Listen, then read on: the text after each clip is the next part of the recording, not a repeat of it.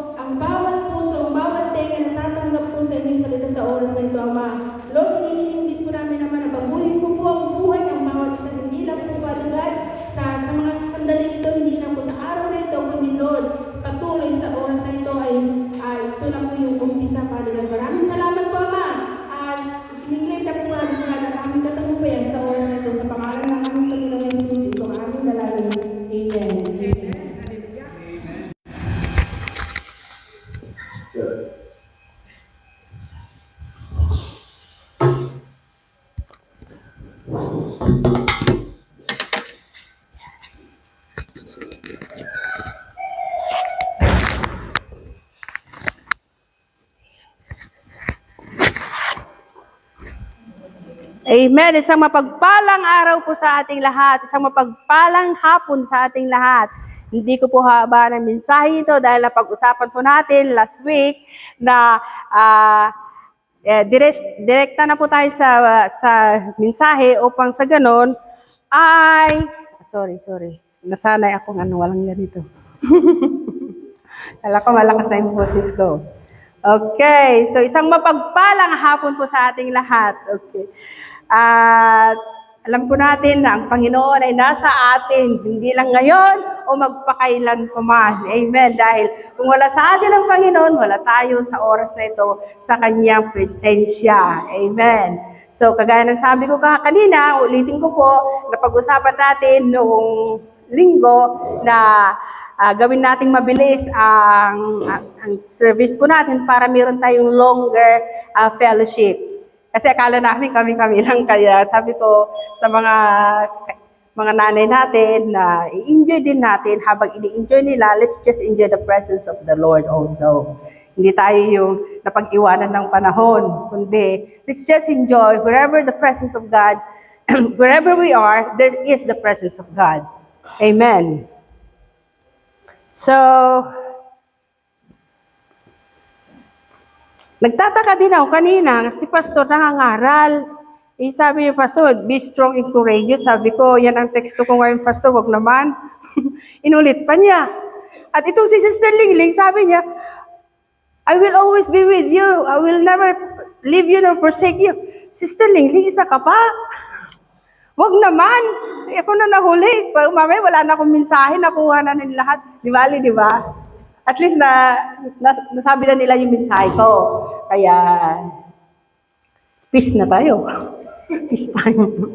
Amen. So, pwede na tayo mag-fellowship. Okay. So, sa hapong ito, mga mahal kong mga kapatid, nanay, kaibigan, mga kapamilya. So, Nate? Ganda pa yan. Sorry. Nagkataon pa. Iba yan.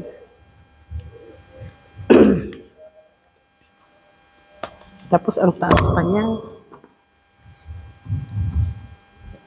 Amen. So, meron ako mga challenge sa inyo bago natin talakayin ang ating teksto sa hapong ito. So, kagaya ng buhay ni Moises. Si Moises, sa taon niyang 120, kasi nahati-hati yung taon ni Moises, di ba? Meron siyang 40 years as a prince, kasi inampun nga siya ni Pharaoh, di ba? Si Paraon sa Tagalog. So, Moises became a prince when they found out that he has been floating in the river with a basket. And then, inampun po siya ni Paraon, si Pharaoh. And then, after that, may nangyaring insidente, pinatay niya yung Egyptian kasi nakita niya pinapahirapan yung mga Israelita on that time. So, Moses has been run away from the palace and then he exiled. Nag-exile siya, naging pugante siya within 40 years. Then after 40 years sa pagiging pugante niya, habang nandun siya sa exile place niya, nakilala niya si Jethro, yung naging biyanan niya, si Jethro. Ang naging asawa niya ay si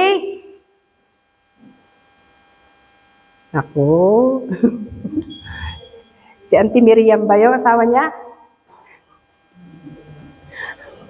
So, gano'n nangyayari. So, after 40 years, as an exiled person, so pinabalik ng Panginoon dun sa Egypt so that He can bring out from the slavery itong mga Israelites na noon sila ay mga alipin. Pinapahirapan sila ng mga Egyptian.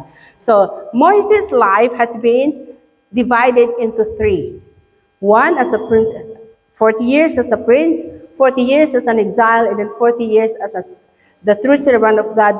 Kaya doon na niya nilid yung mga Israelites from the slavery of Egyptians. Okay. So, have you ever thought that when God says you need to hand over your leadership Sa ngayon, hindi naman leadership yung pinag-usapan natin. Have you ever thought in your age, if you want to hand over your property, you want to hand over your possession, you want to hand over to God your bad habits, mga ganun na mga kapatid. So, nung unang panahon, hinan over ni Moises ang kanyang leadership kay sino? Joshua, ano ba yan? Hinan-over niya. Okay. So ngayon, pag-usapan naman natin kung paano yung i-hand over yung mga ugali natin na hindi maganda. Okay? Hindi maganda. At gawin na natin mas maganda. Okay? Because on that time, God has not been bring Moises into the promised land. Hindi pa niya dinala on the time. Kasi matanda na, sabi niya doon na ako'y may edad na at hindi ko na kayo kayang parang maging leader ninyo, maging pangulo ninyo, naging panguna, taga-panguna ninyo. Sabi na natin Tagalog, di ba Ate Helen, yun yung Tagalog ng leader. Tagapanguna. Hindi ko na kaya yung maging isang tagapanguna ninyo kasi may edad na ako. Kaya sabi niya, ang magiging halili ko ay si Joshua. So, sa atin naman ngayon, tayo may mga edad na, okay, i-hand over na rin natin sa Panginoon yung mga kinatatakutan natin, yung mga ugali natin hindi maganda, yung sakit natin, yung mga stress natin, yung mga depressed natin, lahat na yan. Okay.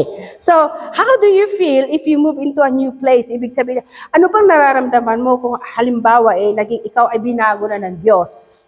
Moving into a new place, like the promised land, is the same like Christians nowadays moving into a new direction of your life, moving into a new environment of your life, moving into a new beautiful and lovely character of your life. Ganon na ngayon. Kasi nakamove na tayo dito sa UK, from Philippines to UK. Tapos na yun, di ba? Andito na tayo. Probably you will say that, this is not the promised land, Ate Hane. Pwede, di ba? Pwede. This is the promised land. Kasi wala ka dito kung hindi yung promise ng Panginoon sa'yo. O sige, bumalik ka na lang, bahala ka. Kasi hindi naman pinabalik ng Panginoon ang mga Israelites on that time. Patuloy pa rin sila. Okay?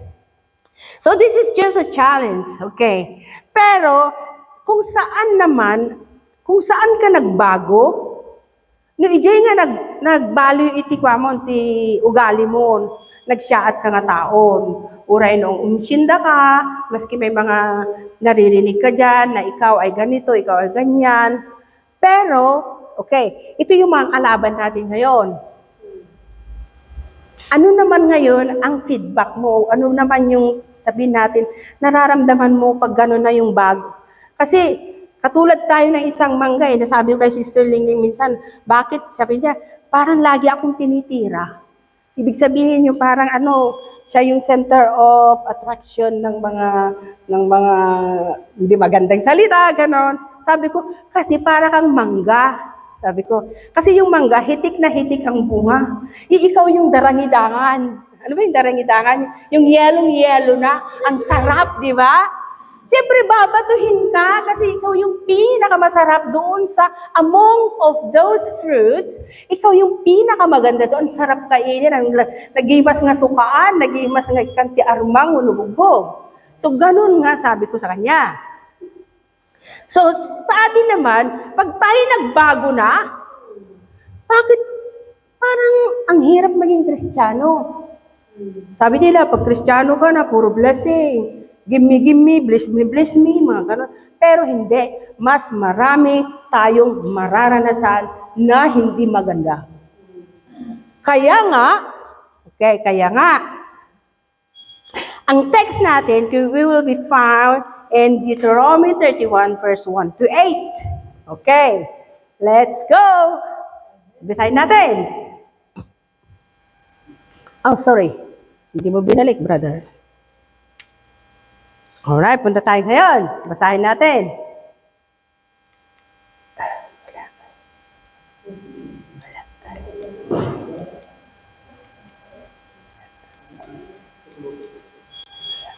Put the Bluetooth.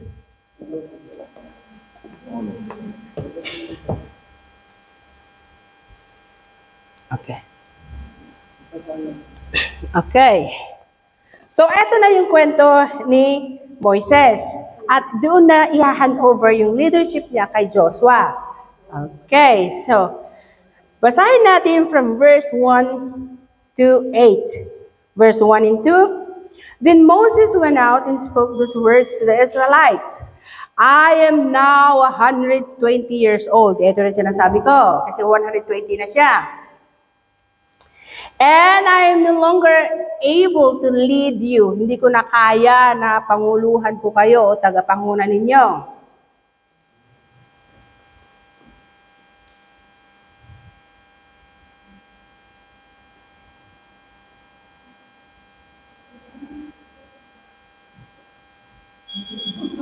Dada. No. Okay. So, pag ganun tayo.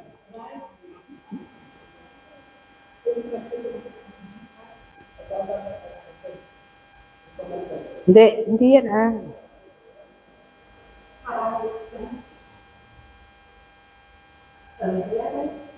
Hindi, kailangan mong i-move yun. I-move mo naman yun.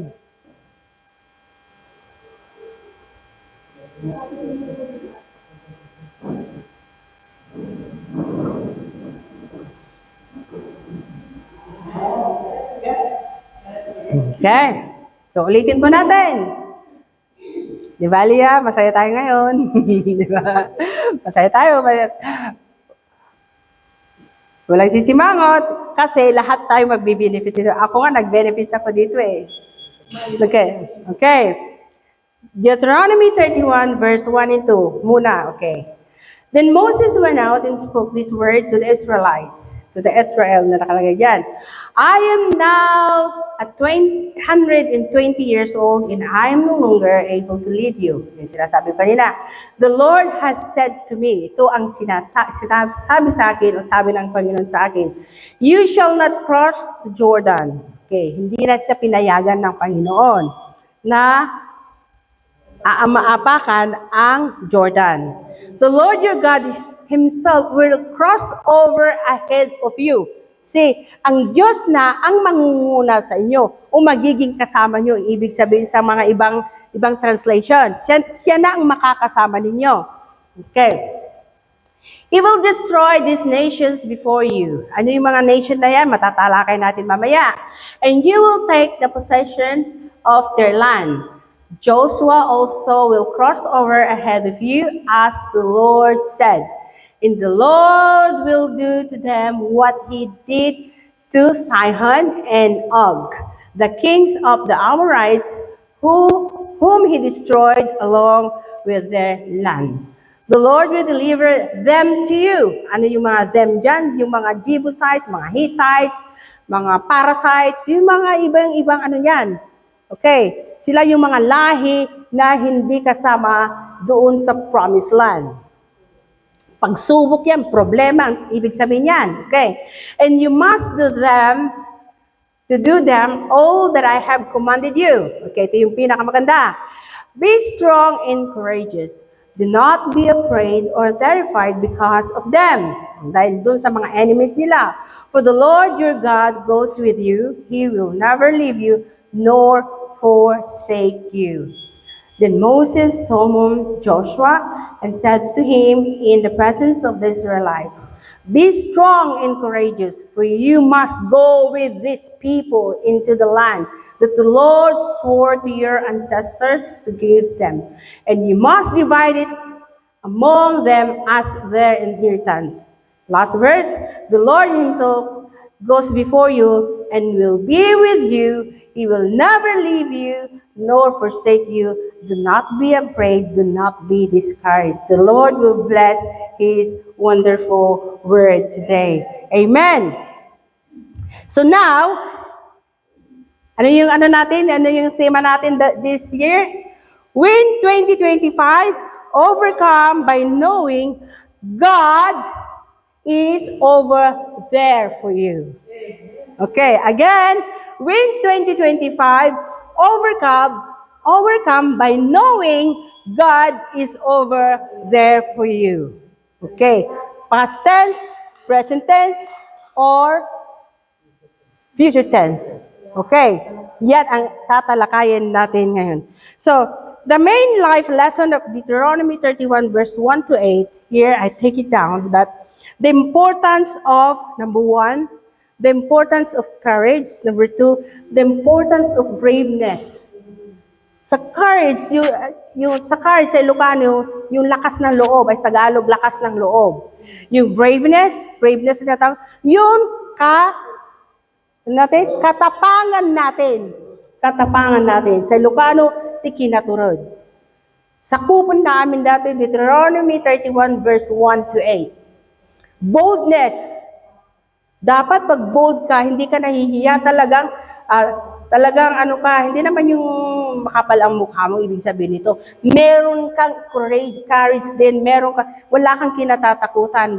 Pag sinabi nila, ikaw nga tumayong mag-pray, tapos, wala nang wala nang kasi wala nang hindi. Yan ang tinatawag na boldness. Confidence. Alam mo yung confidence, yung trust, yan ang napakaganda niyan. Belief in faith and our God. So, I'm going to, in all of this, mga kapatid, because God has promised, okay, balik tayo doon. God has promised to never leave us, never forsake us, because His beloved people, like you and me, okay, we the children of God, even at your old age, okay, wala exemption dito, wala exemption. 80 ka man, 90 ka man, bata ka pa, wala exemption yan, okay. He provide assurance. Siya ay nagbigay siya ng kasiguraduhan. Ang Diyos ay nagbigay ng kasiguraduhan at lakas ng loob para harapin natin yung mga hinaharap nating mga challenges sa buhay. In this verse, binigyan tayo ng kasiguraduhan na anuman yung mga hinaharap natin, mga pagsubok sa buhay, dapat tayo maging malakas. Naturod tayo kakamsat, ibig sabihin, at dapat meron tayong tiwala sa ating sarili. Magtiwala ka sa sarili mo. Huwag mong sabihin na hindi ko yan kaya. Kaya mo yan. Maski ano mangyayari, kaya mo yan. Kasi nasa atin ang Panginoon. So ngayon, I'm going to help you to crush. Okay, ito yung crush. Pag crush, ano ba yung talagang sisirain mo, di ba? I'm going to crush your face. Hindi naman ganun. I'm going to crush and malfunction your fear. O nabanggit kanina ni Pastor. Okay? Yung fear na tinatawag dito ay yung pagkatakot na meron kang nanginginig ka. Takot na may kasamang panginginig. And today, again, I'm going to tell you that I'm going to help you to crush and malfunction. Alam mo yung malfunction? Hindi na nagpa-function. Wawalan na yan ng power, wala ng visa. Di ba? Ganun yung malfunction. Okay. Malfunction your fear when you face discouragement about the uncertainty of your future. Kasi minsan namumroblema tayo, especially as we have children. Then, nung maliit pang anak ko, sabi ko, ano kaya magiging buhay ng anak ko? Isa siya kaya doon sa mga nakikita natin dyan na na-influence siya ng mundo, gano'n. O kaya, ano kaya mangyayari kung biglang nagkagyera at naghiwa-hiwalay kami, tapos siya yung mapapahiwalay siya, ano kaya maging itsura niya doon? Kung ganun, naiisip natin on that time, especially when we heard about the typhoon in Cagayan de Oro yung hating gabi, mayroong hindi na landslide, yung puro putik. Tapos natangay ang daming mga tao. So, hanggang isang araw, nung humupay na yung putik at magliliwanag na, yung iba ay naisalat din kada gigi, ruruot, kada kawayan. So, ganun. Minsan, yun yung mga kinatatakot. Ano kaya magiging future natin? Ano magiging future ng mga anak natin? Especially pag ano natin na there was an atomic bomb na siya yung pupuksa ng buong tao dito sa daigdig. Nandun yung mga word natin. Although we're Christians at nasa atin ang Panginoon, as a human being, meron tayong word, di ba? Hindi tayo exempted sa mga word at problema. Alright?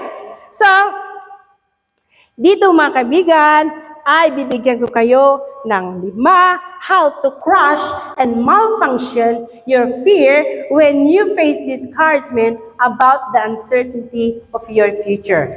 Crush number 1. Be strong and courageous. Eto na.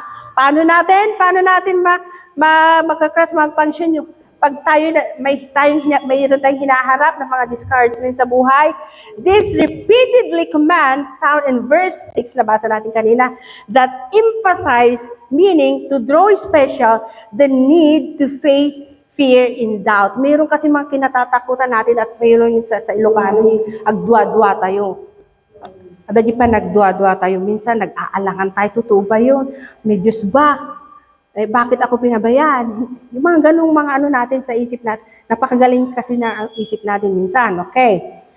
Pero kailangan natin, mga kapatid, we need to face fear and doubt with inner strength, yung lakas ng loob. Kailangan natin ng lakas ng loob para ma-resolve natin, para ma-settle natin, para ma-solve out ang ma-fix, and sometimes we need wisdom. Dapat be strong and courageous tayo. Dapat maging malakas tayo at meron tayong lakas ng loob. Yun ang kailangan. Alam pa ninyo may mga problema, kagaya ni pero hindi ito angkop dito, pero pag resolve ang pinag-uusapan, do you remember King Solomon? When there's 2, mom went to the palace and says that meron silang tig-isa sila ng anak. And then, it so happened that yung isang baby ay namatay. Tapos inaangkin ng isang nanay, anak ko yan. Sabi niya, hindi, anak ko yan. Sabi nga gano'n, sir, nagkatalo sila. So, pumunta sila kay King Solomon. Sabi nga gano'n na, Hari, sabi nga, anak ko yan, kiniklaim niya na anak niya, ang anak niya yung namatay. Sabi nga gano'n. Okay. Para wala nang sabi nga gano'n ng hari, para wala nang alitan, wala nang kumprantihan. Ito, gawin natin. So, akin na yung buhay na bata. Sabi nga gano'n. So, yung buhay na bata kinuha. Okay, para pareho kayo, sabing ganon, kasi namatay nga isa. Nandiyan yung dalawang nanay, yung patay na bata nandun. Kinuha niya yung buhay na bata. Sabi niya, para parehas kayo, sige, sabing ganon, papatayin ko itong baby ngayon. Para parehas sila. Alam niyo yung talagang yung talagang tunay na nanay? Sabi niya, wag, ibigay mo na lang sa kanya. Kasi, anak niya yun Mas mabuti na lang ibigay na doon kaysa nakita niyang papatayin. So doon nakita ni King Solomon kung kaninong anak talaga yung buhay. Alam mo, sabi na yung nanay na namatay yung anak, sige. Kasi hindi niya anak yun. Pero nahalata niya ni King Solomon na anak ng yung nagmamakalan, huwag mong patayin, ibigay mo na lang sa kanya. Ito yung mga nangyayari minsan sa atin. Kaya, this is the thing that we're going to resolve. We need wisdom. To become strong and courageous, it's not only to be strong and courageous physically, but we need to use it mentally because wisdom is very important. Di ba? Ano yung fear and doubt natin nowadays? Nilagay ko dito, the fear of financial security sometimes. The fear of financial security. Another one, the fear of potential health issues. Sakit. Yun yung mga kinatatakutan natin. At meron tayong doubt sa Panginoon kung bakit tayo nagkasakit. Okay. Another one, when we losing loved ones. Ito yung mga kinatatakutan natin. Paano na kung namatay ng tatay ko, hindi pa ako ready? Paano namatay ang nanay ko, hindi pa ako ready? Paano kung namatay yung panganay na anak ko? Yung mga ganun. Those are the fear and doubt nowadays. But then, the Lord says, like the Israelites, Be strong and courageous. Okay? So number 1 yun, to help you crush and malfunction your fear when you face discouragement. Okay, when you face discouragement, be strong and courageous. Okay, crush number 2. The Lord your God, He goes with you. Di ba? Present tense yan. Goes. Hindi niya sinabi, the Lord your God has gone with you. Hindi. Goes with you. Okay. God's presence is constant. Kaya sinabi ng Diyos sa mga Israelita, sinabi ng Diyos sa atin na the Lord your God, He goes with you. Kasi ang presensya ng Diyos ay constant. Ibig sabihin, it is continually, it is continuous, it is round the clock. It is never ending. It is never endless and never stop. That is the presence of God. When we have the presence of God, it is our constant source of support and guidance too.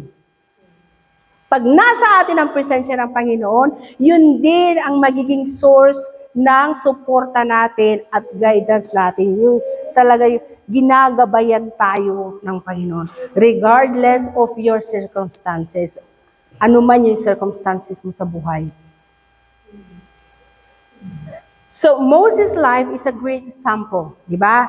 God led him in all the Israelites from the land of the slavery in Egypt. Kung nabasa nyo yung libro from Exodus and Deuteronomy, mababasa doon ang daming mga pagsubok sa buhay ni Moises para lang ilabas yung mga Israelita mula sa pagkaalipin.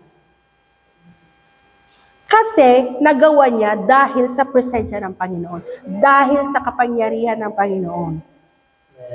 Dahil nasa kanyang Panginoon. Kung nagawa ng Panginoon, kay Moises, magagawa din niya sa inyo.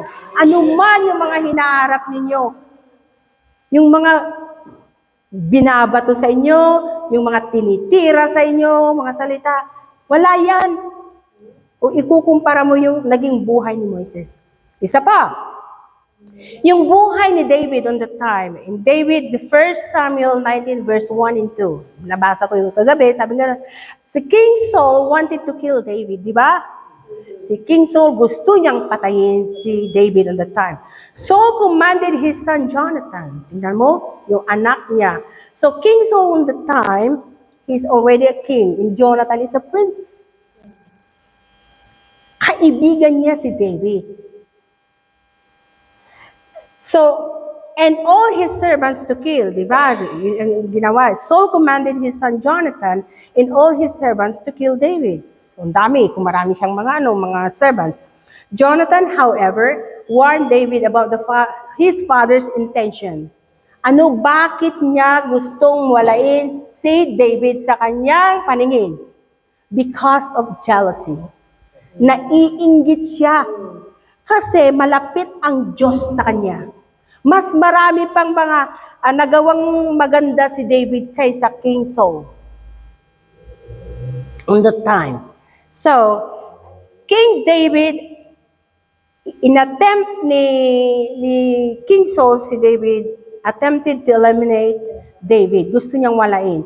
But Jonathan is a loyal friend of David. So, he told him to hide. Ganito, pag nasa atin ang Panginoon, meron siyang gagamitin para i-preserve yung buhay natin.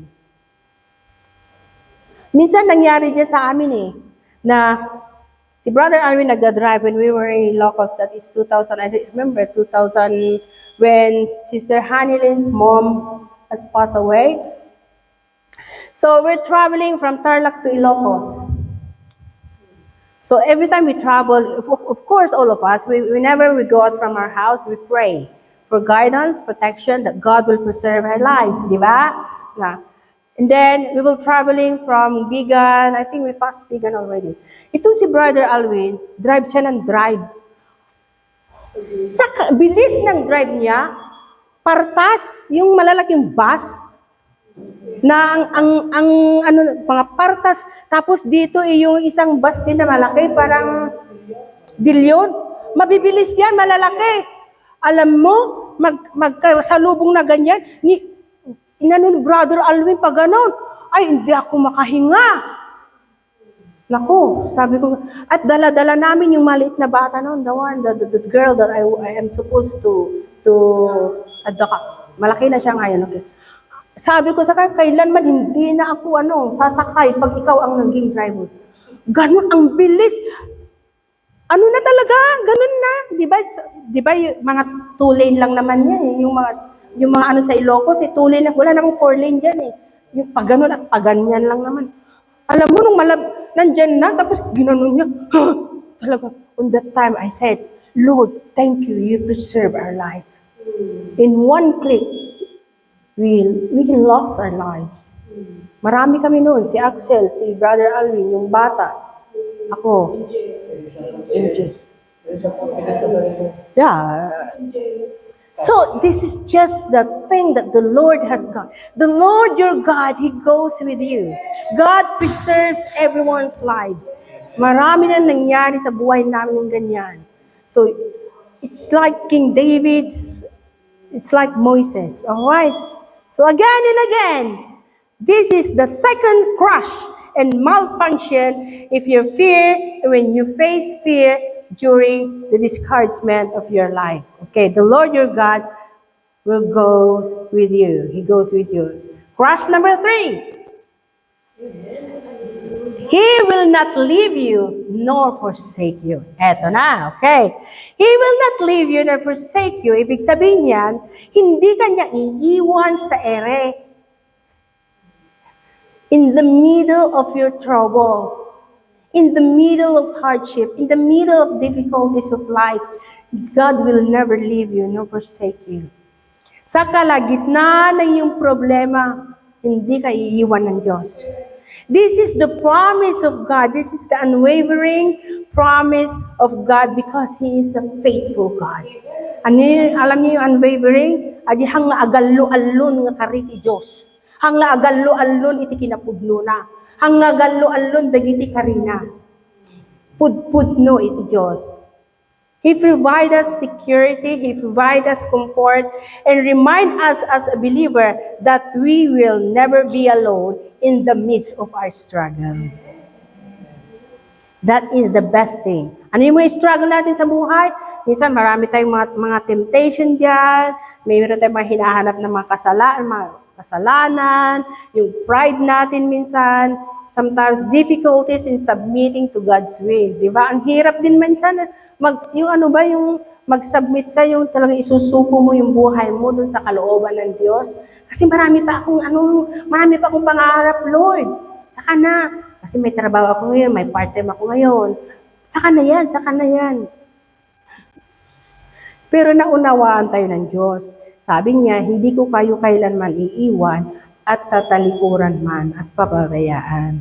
Minsan we're lack of integrity. Ano yung lack of integrity? Minsan nag-struggle tayo kasi minsan umiinit yung ulo natin, lumalabas yung mga hindi maganda sa bibig natin, di ba? Minsan yung ugali natin, minsan suplada tayo, we're arrogant, minsan madamot tayo. But then, God will not leave you nor forsake you. Babaguhin talaga tayo ng Panginoon. Ang kailangan lang yan, self-control. Okay? Ang self-control, hindi para sa atin, para sa ating Panginoon at para sa ikabubuti ng buhay natin. Alright? So, crush number 4. Crush number 4, meron tayong transition in change. Di ba, nabasa natin kanina? Kasi, dun sa verse 7 and 8, 6, 7, and 8, be strong and courageous. The Lord God will be with you. So, hindi niya tayo pababayaan. Pag sinabi ng Diyos na hindi tayo pababayaan, meron yan transition in change. Meron siyang plano sa atin. Kagaya ng mga Israelita. Kung pinabayaan niya ang mga Israelita, hindi nila mararating ang promised land, ang pinangakong lupa. Kagaya din natin, kung pinabayaan kayo ng Diyos, hindi niyo mararating ang lugar na ito. There always be transition in change. Ibig sabihin sa Tagalog, the transition in change is belong to you. Belong to you. Hindi belong sa mga non-believers. Mas maganda yung plano ng Diyos sa atin. Mas maigi yung plano ng Diyos sa atin. Mas malinaw yung kung saan niya tayo dadalhin. Ito yung pagbabago. Mababaguhin yung buhay mo. Ikaw ay pagpapalain niya ng mas higit pa sa iyong inasam. Ang Diyos ay iaangat ka niya at babaguhin niya ang takbo ng buhay mo. Alam niyo, iaangat ka niya from rags to riches, di ba? Noon yung mga damit-damit lang natin, yung mga ukay-ukay. Huwag na kayo na. Maganda man, okay lang. Ngayon, tebo na. Patemo-temo na tayo, di ba? Hindi na natin dinadala yung mga charity dyan. Kasi meron ng mas mura. Brand new pa. Temo. Oh, amen. Okay ba kayo dyan? Okay. Okay. Pag sinabi natin change or transition in change, this is what we're going to do. This is highlights the need to adapt of the new situation, yung bagong sitwasyon na ng buhay natin. Dapat i-adapt natin, ganito na ako ngayon. Hindi na ako kagaya noon. So, ibig sabihin, pag inangat ka na ng Diyos, dapat pangatawan mo yan. Hindi yung hindi yung ma-pride ka ha. Inangat ka ng Diyos, mamaya para ka ng mas mataas pa, mas mahaba pa yung liig mo kaysa giraffe. Mas mahaba pa yung liig mo kaysa sawa. Di ba? Kasi yung liig ng sawa hanggang ulo hanggang buntot, di ba? Wala naman siyang sikit eh. Diretso yan, di ba? Puro liig. Huwag naman ganon. Okay.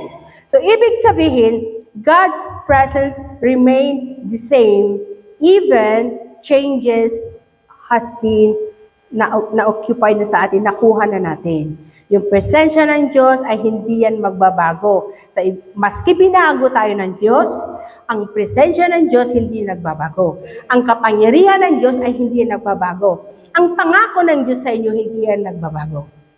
Ang pag-ibig ng Diyos ay hindi yan nagbabago. Binago lang niya yung buhay mo. Noon, tamad ka magbasa ng salita ng Diyos. Ngayon, para nai-inlove kasi gusto mo yung mga kwento ng buhay. Yung kwento ng buhay ni Deborah, yung kwento ng buhay ni David, yung kwento ng buhay ni Solomon, yung kwento ng... Sino yung mga nakaka-inlove na sabi ni Pastor? Si Ruth, saka si Boaz, di ba? Yung love story nila. Ganyan din si Brother Alvin noon, nagre-regalo sa akin ng sing-sing, pero ngayon wala na.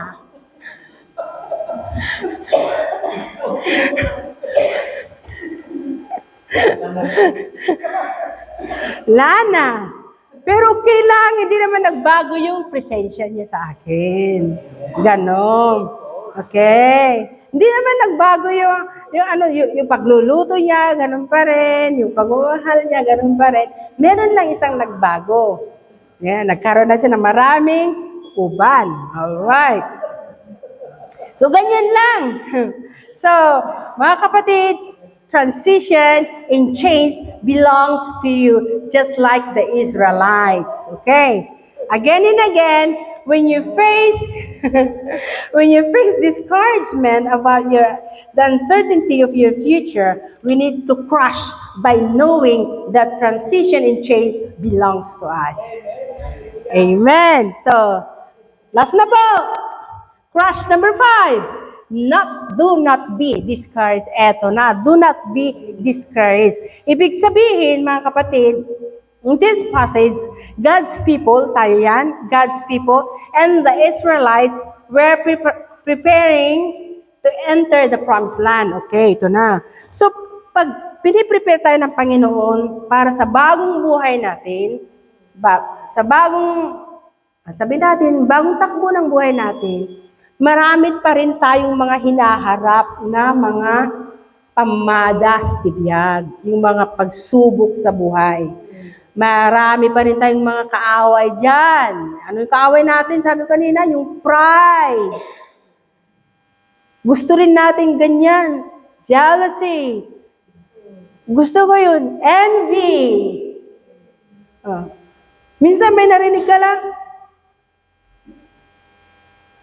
chismis. Ito yung mga kaaway natin ngayon. So, makakarating pa rin tayo sa promised land. Okay? Makakarating pa rin tayo sa promised land. Itong mga challenges na enemies na ito, dapat nating ma-overcome. Gusto niyo bang matagalan? Dapat hindi. Dapat i-overcome natin ito kasi matatagalan yung biyahe.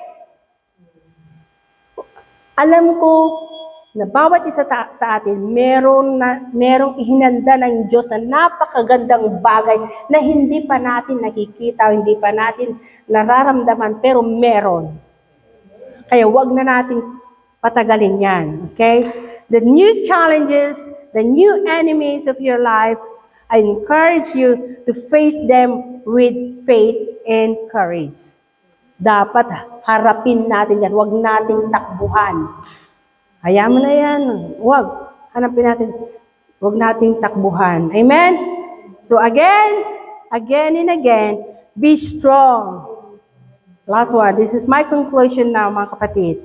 Be strong and courageous in Christ by surrendering our lives and steps into God's supernatural power and divine capability.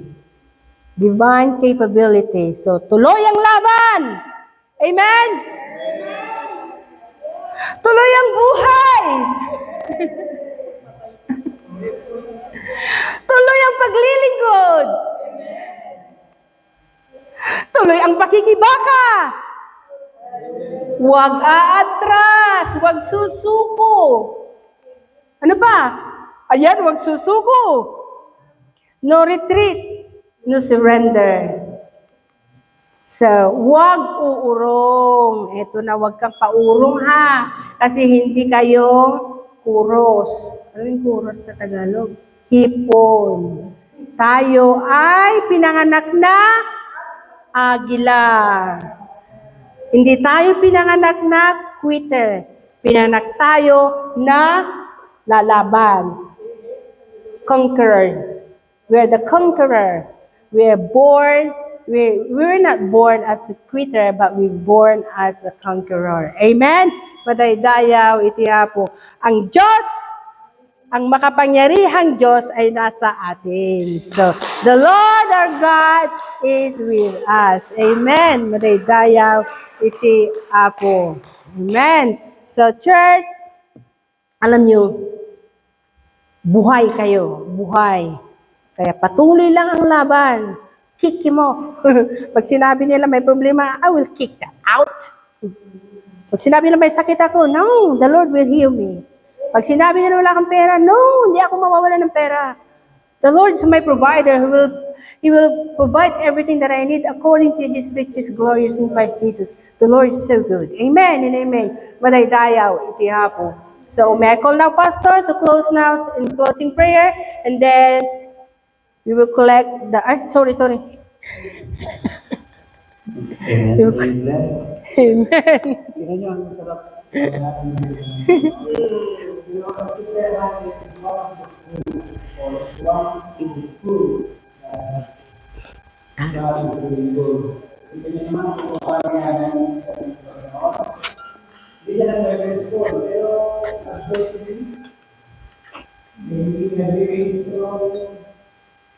Hindi ka na-discourage.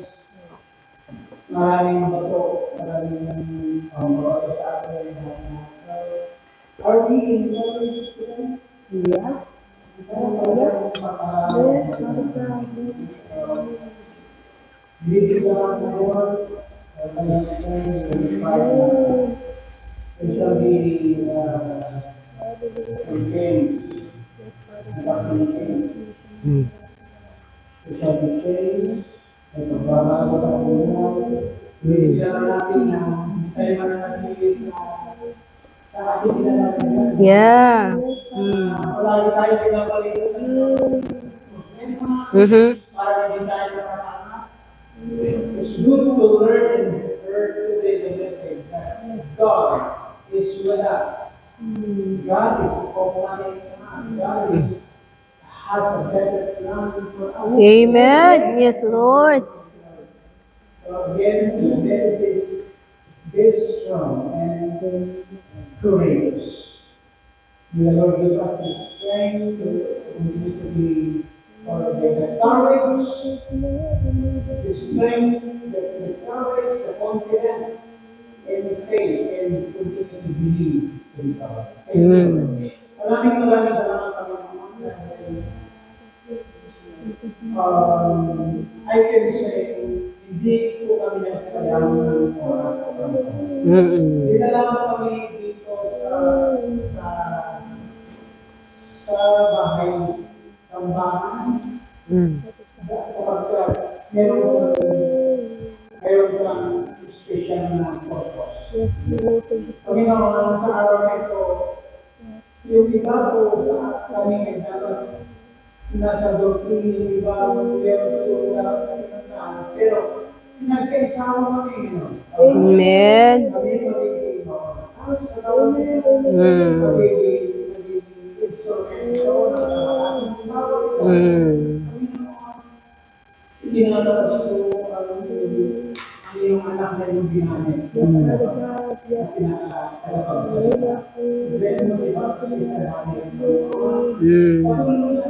God. Hindi tayo pa ako. Sa karunungan na ibigay mo na siya nagiging daluyan ng pagpapala. Siya nagiging instrumento para kami makakas. Ano man ang galatay o pinagdalaman. Ano man ang estado natin sa buhay. Siguro mayroon na hindi kayo na suhunan. At susurrender na sa buhay. Susurrender na sa pagkakas. Pero sa araw na ito, kami nakapakinig, kami nakakas, ang aming mga buhay ay nagkaroon ng direct investment, ang aming mga buhay ay ang mga salita mo, Panginoon, ng aming nakapitan ay nagbigay buhay, nagbigay kulay para ang aming mga natutulog sa Espiritu, patay na nananampalataya. Ito'y nagbigay sa mga araw ito sa pamamagitan ng mensahe na So Lord, tinataas ko lahat ng aming mga kapatid na